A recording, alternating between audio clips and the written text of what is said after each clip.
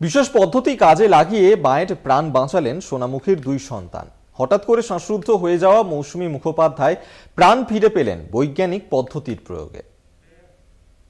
প্রাণ বাঁচাতে হাইমলিক পদ্ধতির প্রয়োগ। বাঁকুড়া সোনামুখীর পাথরমোড়া গ্রামে হাইমলিক পদ্ধতি প্রয়োগ করে মায়ের প্রাণ বাঁচালেন দুই মেয়ে। শ্বাসনালীতে হজমোলা আটকে প্রাণী যেতে বসেছিল মৌসুমী মুখোপাধ্যায়ের। মেয়েদের প্রত্যুৎপন্ন মতিত্বে বেঁচে গেলেন তিনি। মা হজমোলা খেতে খেতে কথা বলতে গিয়ে হঠাৎ দেখি মায়ের কথা আটকে যায়। আমরা বুঝতে পারি এটা সাধারণ বিষম খাওয়া নয়। তারপর আমরা দেখি মায়ের গলা থেকে একটা অদ্ভুত আওয়াজ বের হচ্ছে এবং মা কথা বলতে পারছে না। তখন আমার দিদি আমাকে বলে যে এটা শ্বাসরোধ হয়েছে। তখন আমরা হাইমলিক কৌশল ব্যবহার করে মাকে স্বস্তি দিতে পারি।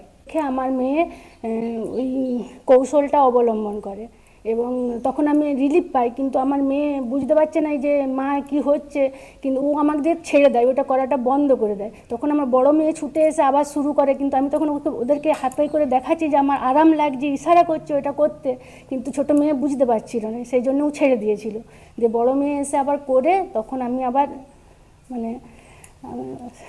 মানে শ্বাস নিতে পারি। আচ্ছা, ওই মৌসুমী দেবীর মেয়ে বৃষ্টি ভারতীয় বিজ্ঞান ও যুক্তিবাদী সমিতির শিবির থেকে হাইমলিকের শিক্ষা নিয়েছিলেন, আর সেই শিক্ষাই হাতে কলমে প্রয়োগ করে মায়ের জীবন বাঁচালেন তিনি। হাইমলিক পদ্ধতি সকলের শিখে রাখা দরকার বলে দাবি বিজ্ঞান ও যুক্তিবাদী সমিতির সদস্যেরও। আমরা চাইবো যে আপনারা জেনে রাখুন, জীবন মৃত্যু এই যে বলা হয় না যে আগের থেকে পূর্ব নির্ধারিত, না, এরকম ভাবনা থেকে আমাদের বেরিয়ে আসতে হবে।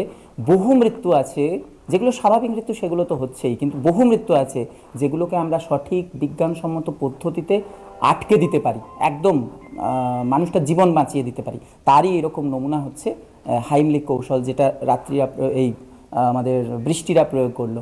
এই প্রসঙ্গে বলে রাখি, আমার স্কুলে 2012 সালে শীতল লোহার বলে একজন ছাত্রের শ্বাসরোধ হয়। আমরা তার জীবন বাঁচিয়েছিলাম হাইমলিক কৌশল প্রয়োগ করে। তারপর আমরা ভিডিও বানাই, সেইটা থেকে আজ এই নিয়ে আমাদের 19 জনের জীবন বাঁচলো আমাদের পরিচিত। আমরা মানুষের কাছে বলবো এই কৌশলগুলো জেনে রাখুন। মৌসুমীর দুই মেয়ে বৃষ্টি আর চতুর্থীর উপস্থিত বুদ্ধি দেখার পর তাদের গ্রামে রীতিমতো শিবির করে হাইমলিক পদ্ধতি শেখানো হচ্ছে। গ্রামের বাঁশুলি মঞ্চে ছোট বড় সকলে মিলে শিখছেন হাইমলিক পদ্ধতি। সোনামুখী থেকে মফিজুল হোদার রিপোর্ট, কলকাতা টিভি।